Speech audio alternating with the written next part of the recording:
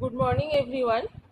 আজ আমরা পড়ব নিউরাল টিউব ডিফেক্ট।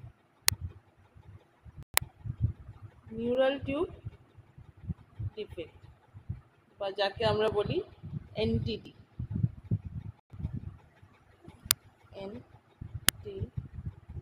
ঠিক আছে, এনটিডিসও বলা হয়। এটা কি একটা নার্ভাস সিস্টেমে স্পাইনাল ব্রেন অ্যান্ড স্পাইনাল কোর্ডের একটা ডিজিজ কন্ডিশন বা ডিসঅর্ডার বলা হয় একে। ঠিক আছে, সেটা হচ্ছে যে তাকে কি বলছি, নিউরাল টিউব ডিফেক্ট। এটা কি, এটা হচ্ছে একটা কনজেনিটাল অ্যাবনর্মালিটিস। ঠিক আছে, এটা একটা কনজেনিটাল অ্যাবনর্মালিটিস, যেটা কিন্তু কেন হয়, যখন আমাদের স্পাইনাল কর্ড বা ভার্টিব্রা ফিউজ হতে পারে না, ইনকমপ্লিট থাকে, কজড বাই ইনকমপ্লিট ক্লোজার। ঠিক আছে, মানে আমি এক্ষুনি বললাম কি হয়, ঠিকঠাকভাবে এটা কিন্তু ক্লোজ হতে পারে না, ইনকমপ্লিট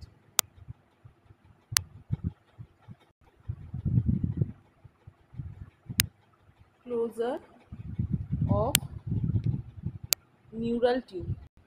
নিউরাল টিউব, আমাদের যে নিউরাল টিউব থাকে, সেই নিউরাল টিউবটা যখন প্রপারলি ক্লোজ হচ্ছে না বা ফিউজ হচ্ছে না, তখনই কিন্তু তাকে আমরা কি বলি, তাকে আমরা বলি নিউরাল টিউব ডিফেক্ট। এটা কখন হয়, মেইনলি কিন্তু এটা আর্লি এমব্রায়োনিক পিরিয়ডে হয়ে যায়। আর্লি এমব্রায়োনিক পিরিয়ড মেইনলি কবে, মেইনলি হচ্ছে 28 days অফ প্রেগনেন্সি। ঠিক আছে, 28 days অফ প্রেগনেন্সির মধ্যে কিন্তু আমাদের নিউরাল টিউব কি হচ্ছে, ফিউজ হচ্ছে। কিন্তু যখন ফিউজ হয় না, তখন তাকে নিউরাল টিউব বলছি আমরা। তাহলে এটা কিন্তু একটা আর্লি এমব্রায়োনিক পিরিয়ডে ডিজিজ কন্ডিশন বা ডিসঅর্ডার। তো আমরা প্রথমেই পড়ে নেব যে কি কি কারণে নিউরাল টিউব ডিফেক্টগুলো হচ্ছে, কজ। ঠিক আছে, আমরা কি করব, প্রথমে কজেসগুলো পড়ে নেব, কি কি কজেসে নিউরাল টিউব ডিফেক্ট হচ্ছে। ফার্স্টেই যেটা হচ্ছে, সেটা হচ্ছে ফলিক অ্যাসিড ডেফিসিয়েন্সি। আমাদের যখন বডিতে প্রেগনেন্সির টাইমে যদি ফলিক অ্যাসিড ডেফিসিয়েন্সি হয়, তাহলে বেবির মধ্যে কিন্তু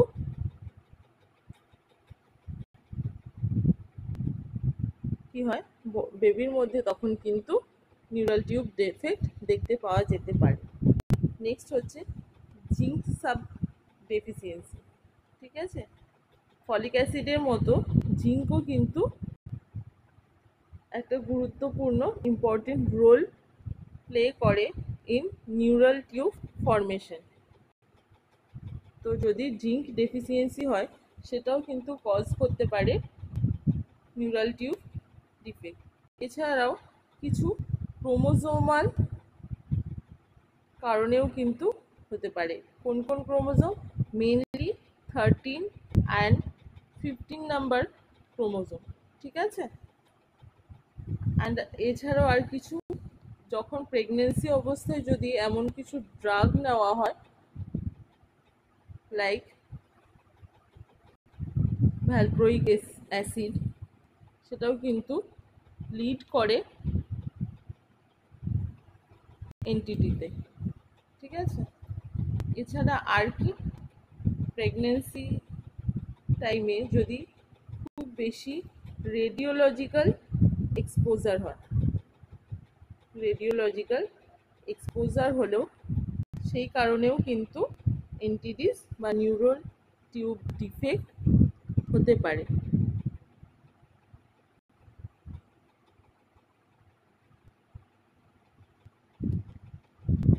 এছাড়াও যদি কোনো সিভিয়ার ইনফেকশন হয় মাদারের মধ্যে, বা প্রেগনেন্ট অবস্থায় মা যদি ওরালি ভিটামিন এ ইনটেক করে, তার জন্যও কিন্তু এনটিডিস বা নিউরাল টিউব ডিফেক্ট হতে পারে। তো এগুলো হচ্ছে যে কজেস, কি কি কারণে হচ্ছে।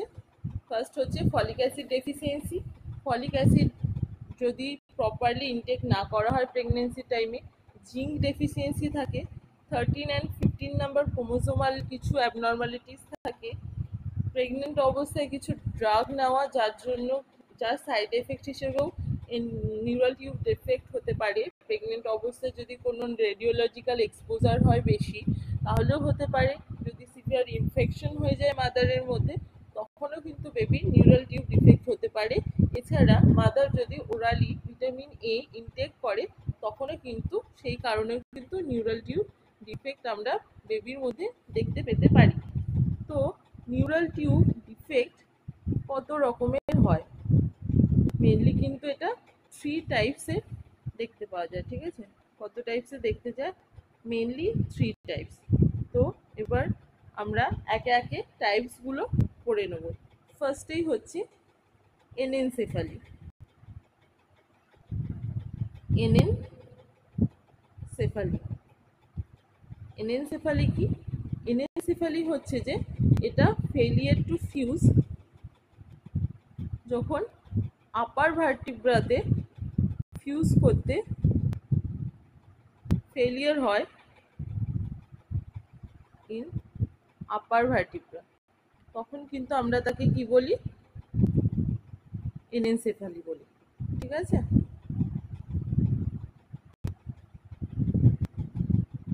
আপার ভার্টিব্রা। নেক্সট কি, সেকেন্ড হচ্ছে র্যাকিয়াসকেসিস। ঠিক আছে, র্যাকিয়াসকেসিস এটা কিন্তু খুব রেয়ার হয়, কিন্তু খুব ডেঞ্জারাস হয়। ঠিক আছে,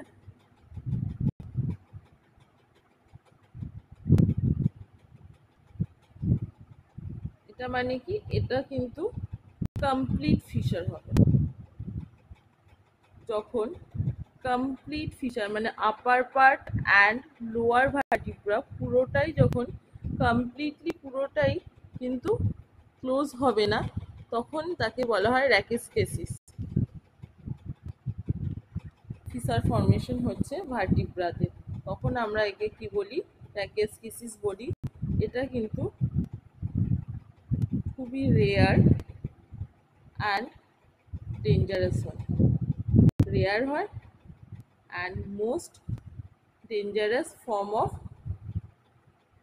neural tube defect.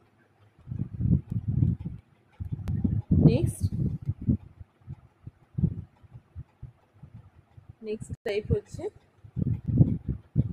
Spina বাইফিডা।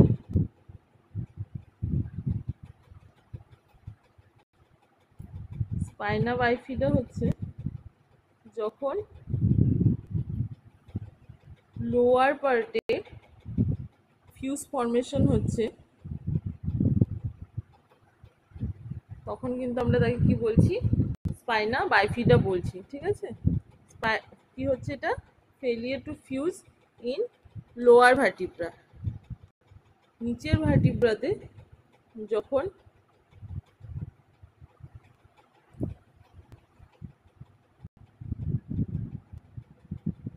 Mainly কোথায় হয়, মেইনলি এটা কিন্তু লাম্বোস্যাক্রাল রিজিয়নে কিন্তু দেখতে পাওয়া যায় স্পাইনা বাইফিডা। লাম্বোস্যাক্রাল রিজিয়ন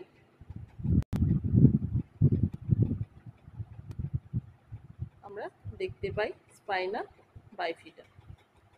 স্পাইনা বাইফিডা আবার তার আবার কিছু ভাগ আছে। Spina বাইফিডা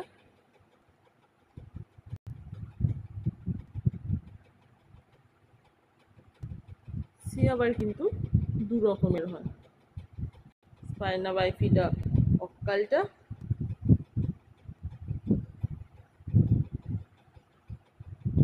and spina bifida cystica. ঠিক আছে, স্পাইনা বাইফিডা সিস্টিকা আবার দু রকমের হয়, একটা হচ্ছে মেনিনজোসিল, মেনিনগোসিল, একটা হচ্ছে মাইলোমেনিনজোসিল, মাইলোমেনিনজোসিল। নামগুলো থেকে বুঝতে পারছো তোমরা?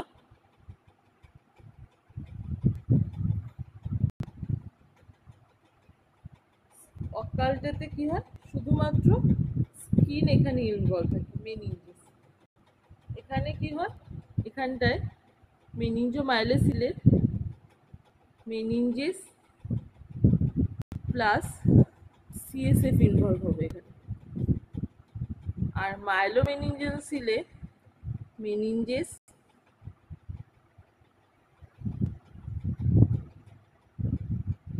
সিএসএফ আর স্পাইনাল নার্ভ,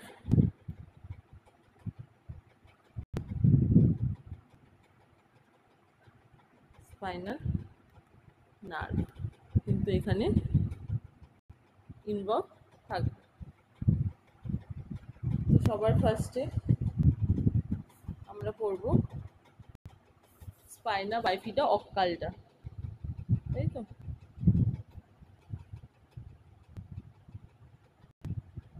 স্পাইনা বাইফিডা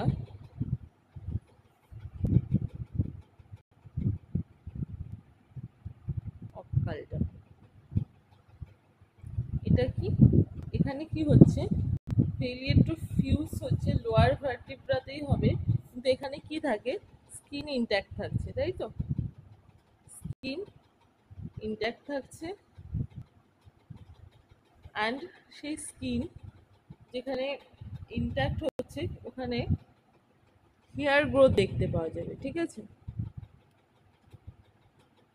লোয়ার ভার্টিব্রাতেই হবে কিন্তু স্কিন ইনট্যাক্ট থাকবে, আর সেই স্কিনের মানে একটা প্রোট্রুশন মতো হবে, লোয়ার ভার্টিব্রাতে একটা প্রোট্রুশনের মতো দেখতে পাওয়া যাবে। সেই প্রোট্রুশনটা কিন্তু স্কিনটা ইনট্যাক্ট থাকবে, যে স্কিনের ওপর কিন্তু হেয়ার গ্রোথ আমরা দেখতে পাবো। তখন আমরা তাকে কি বলবো, স্পাইনা বাইফিডা অক্কালটা। স্পাইনা বাইফিডা সিস্টিকা কাকে বলবো, স্পাইনা বাইফিডা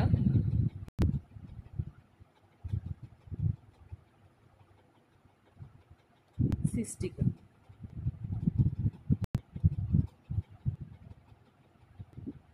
এখানে কি হচ্ছে, এখানেও কিন্তু failure two fuse in lower vertebra, কিন্তু এখানে একটা স্যাক লাইক প্রোট্রুশন থাকবে, স্যাক লাইক প্রোট্রুশন থাকছে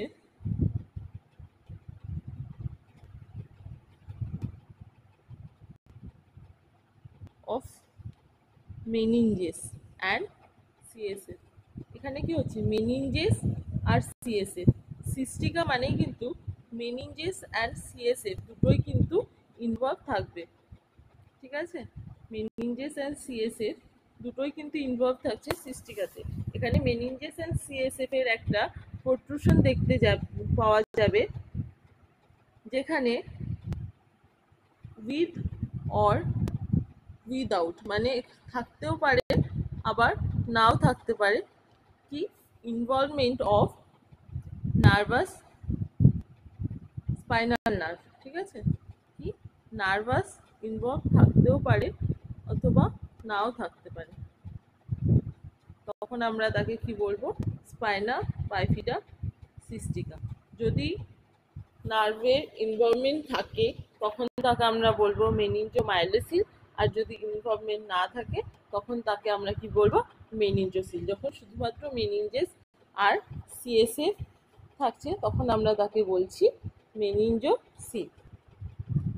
নেক্সট আমরা পড়বো যে কি কি ডায়াগনস্টিক ইভ্যালুয়েশন করে আমরা বুঝতে পারবো যে নিউরাল টিউব ডিফেক্ট হয়েছে, ঠিক আছে? ডায়াগনস্টিক ইভ্যালুয়েশন করবো কিন্তু আমরা।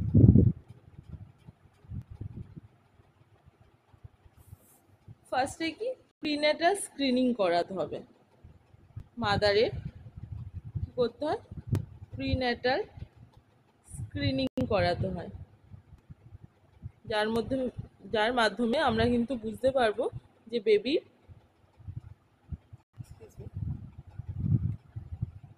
নিউরাল টিউব ডিফেক্ট আছে কি নেই। ফার্স্টেই আমরা কি করব, সেই জন্য ইউএসজি করাবো, মাদারের ইউএসজি করাবো মেইনলি সেকেন্ড ট্রাইমেস্টারে, ঠিক আছে, সেকেন্ড ট্রাইমেস্টারে করাবো। এছাড়া আর কি করাবো, ম্যাটার্নাল সিরাম AFP মানে আলফা ফিটোপ্রোটিন, ঠিক আছে, এটা কি mother সিরামের, maternal সিরামের alpha fetoprotein level কিন্তু আমরা চেক করব। আলফা ফিটোপ্রোটিন এটা কখন করা হয়, 14 to 18 উইকস অফ প্রেগনেন্সিতে করা হয়, ঠিক আছে, কিন্তু মেইনলি 16 উইকসে করা হয়,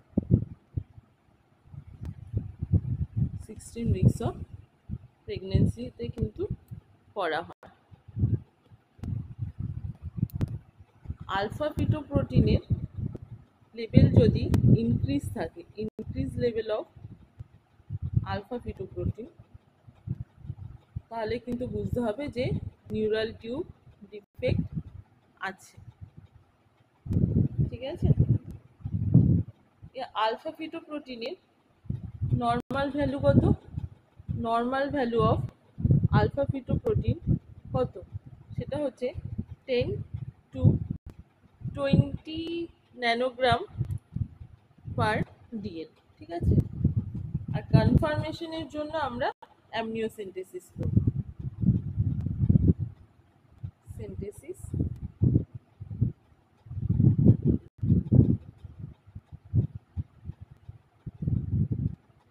অ্যামনিওসেন্টেসিস করব ফর কনফার্মেশন।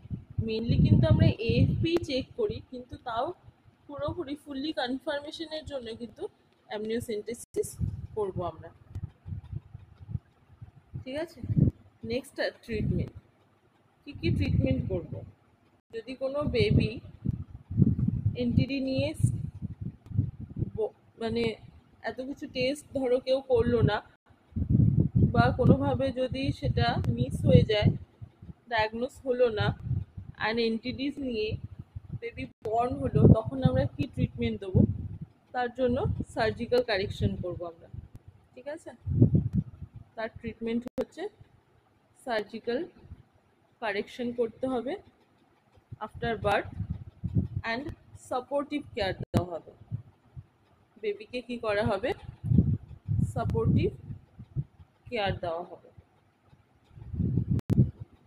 তো আমরা ট্রিটমেন্ট দেওয়ার থেকে আমরা একটা কথা জানি, prevention is better than cure. তো আমরা কি করব, প্রিভেনশন কিভাবে করব, কি কি প্রিভেন্টিভ মেজার আছে সেটা আমরা মেনলি ফোকাস করব।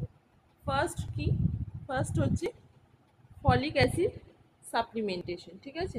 ফলিক অ্যাসিড ডেফিসিয়েন্সির জন্যই মেনলি কিন্তু এনটিডিস হচ্ছে। তো আমরা কি করব, ফলিক অ্যাসিড সাপ্লিমেন্টেশন দেবো।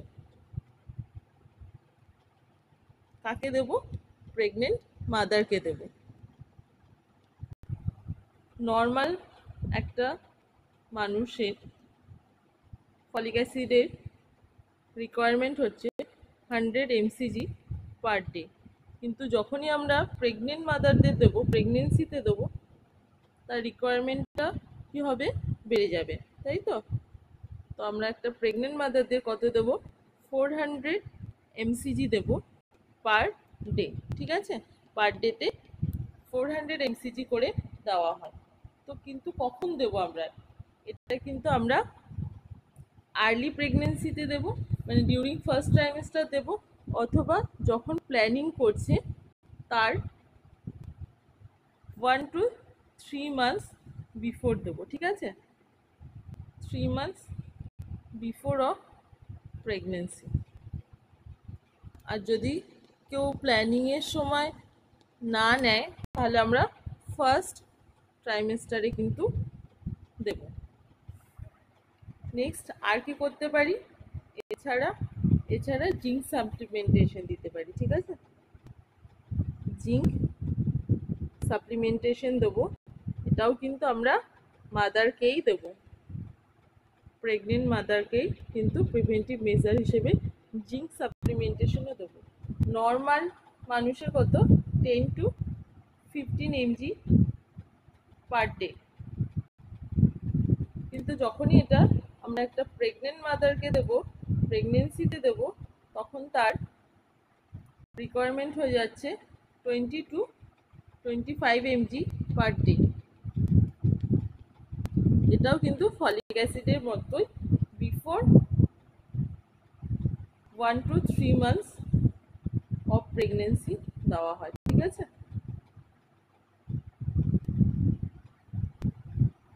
3 months বিফোরেই দেওয়া হচ্ছে অফ প্রেগনেন্সি, বা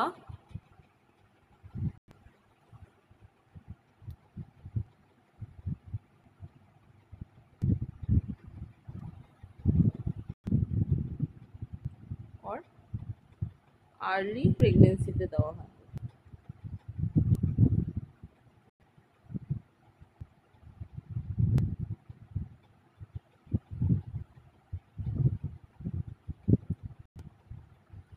আর্লি প্রেগনেন্সি করছি, আর্লি প্রেগনেন্সিতে দিচ্ছি।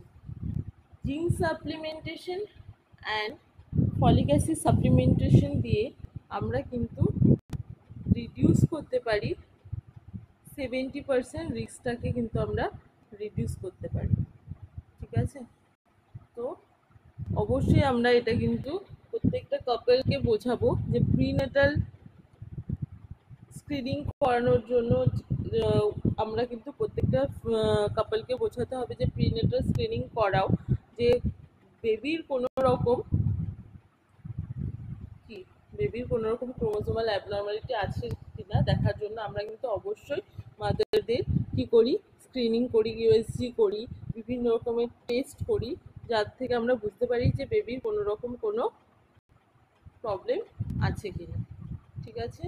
তো আজ আমরা কি পড়লাম, আজ আমরা একটা ডিসঅর্ডার পড়লাম যার নাম হচ্ছে নিউরাল টিউব ডিফেক্টস, তাই তো।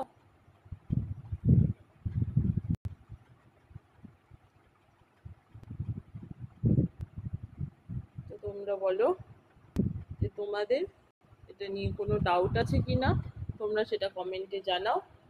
তোমাদের যদি কোনো প্রবলেম থাকে অবশ্যই আমি কিন্তু সেই প্রবলেমগুলো সলভ করব। তোমরা কমেন্টে জানাও যে কার কী প্রবলেম আছে, আর যদি ভালো লাগে তাহলে অবশ্যই লাইক করবে, কমেন্ট করবে, অ্যান্ড এরকম ইম্পর্টেন্ট টপিকগুলো পাওয়ার জন্য কিন্তু তোমরা সাবস্ক্রাইব করবে, বেল আইকন দেবে, তাহলে কিন্তু তোমাদের কাছে এই ভিডিওগুলো খুব তাড়াতাড়ি পৌঁছে যাবে।